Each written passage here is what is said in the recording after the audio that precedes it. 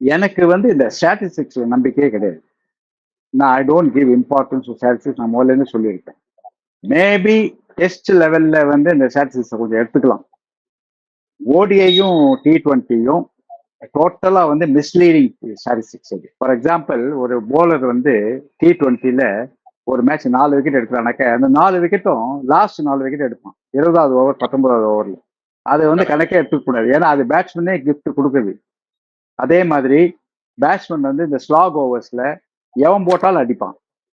அதை போய் சீரியஸா எடுத்துக்கூடாது. ஏன்னா டெக்னிக் கிடையாது, ஒரு கேம் கிடையாது.